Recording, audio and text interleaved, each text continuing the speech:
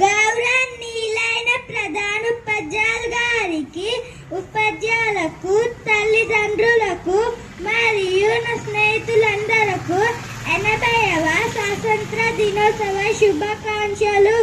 ఈరోజు మనం మన దేశ స్వాతంత్ర దినోత్సవాన్ని చాలా సంతోషంగా జరుపుకుంటున్నాము. 1947 సంవత్సరము ఆగస్టు 15వ తేదీన మన దేశానికి బ్రిటిష్ వారి పాలన నుండి మనకు స్వాతంత్రం వచ్చింది.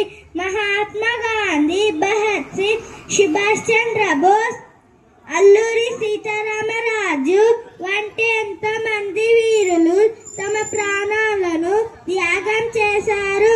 వారి పోరాటం వల్లనే మనము ఈరోజు